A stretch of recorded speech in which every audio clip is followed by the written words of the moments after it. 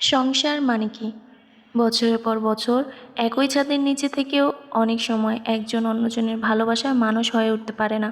পাশের বালিশে প্রতি রাতে ঘুমিয়েও অনেক সময় অতটা কাছে আসা যায় না। রোজ রাতে নিয়ম করে স্ত্রীর বুকে পিঠে নিঃশ্বাসের আর্দ্রতা ঢেলে দেওয়া স্বামীও মাঝে মাঝে টের পায় না নিজের ভেতরের দূরত্ব। 30 বছর ঘর করার পরও একে অন্যের প্রেমিক প্রেমিকা হয়ে উঠতে পারে না। অথচ অনেকেই জীবনের শেষ দিন পর্যন্ত একটা ভালোবাসাহীন মানুষের সেবা যত্ন করতে করতে সময় কাটিয়ে দেয়। পৃথিবীতে সবচেয়ে বিস্ময়কর ব্যাপার হলো অভ্যাস। শুধুমাত্র অভ্যাসের দোহাই দিয়েই অনেক সংসারের ডেফিনেশন বোঝাতে চায়। সংসার মানে আসলে কি? সংসার মানে কি রোজ দুবেলা ভাত রান্না করে স্বামীর প্লেটে মাছের বড় পিসটা তুলে দেওয়া? সংসার মানে কি বাচ্চা উৎপাদনের প্রসিডিউর? সংসার মানে কি মধ্যরাতে শরীর বিনিময়ের মহা উৎসব? না, সংসার মানে আসলে একটা নির্ভরশীলতা, একজনের খারাপ লাগাতে অন্যজনের কষ্ট হওয়া। সংসার মানে আসলে জীবনের প্রতিকূলতাগুলোকে শেয়ার করা।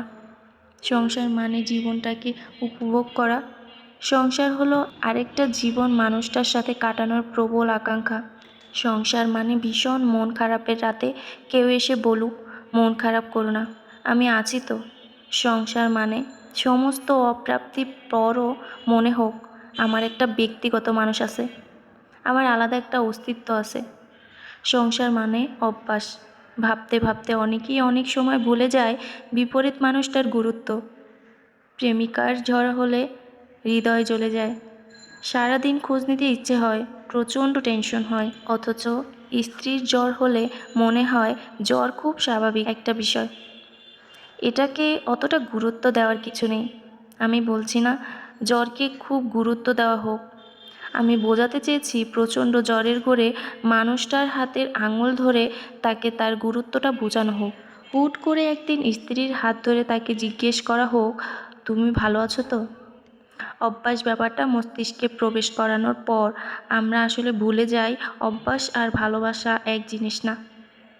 নিকোটিন গ্রহণের অভ্যাসের মতো পৃথিবীর সমস্ত অভ্যাস ক্ষতিকর হতে পারে। আমরা যারা সংসারকে শুধুমাত্র অভ্যাস বলে চালিয়ে দেই, তারা আসলে নিজেদের চিন্তার গভীরে একটা অসুস্থ চেতনা ধারণ করে আছি। ভালোবাসায় অভ্যাস আসবে ঠিকই, তবে অভ্যাস থাকলেই যে ভালোবাসা আসে না, এটাও আমাদের মাথায় প্রোগ্রামিং করে রাখা উচিত। সংসার মানে আসলে বিপরীত মানুষটার যত্ন নেওয়া, সে যত্ন পাওয়ার মানসিকতা যাতে দুজনের মানুষের ভিতরেই জন্ম নেয়, শুধু অভ্যাস না। মাঝে মাঝে মানুষটার মাথায় হাত রেখে জিজ্ঞেস করা হয়, তুমি ঠিক আছো তো?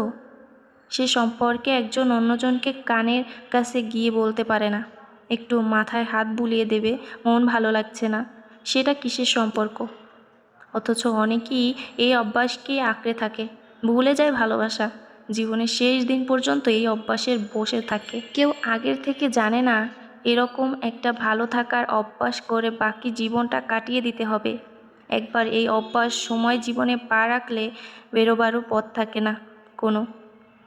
অনুভূতি এগুলো অনুভূতিগুলো বদলানো যায় না, শুধু ভালো থাকার অভিনয় করে যেতে হয়।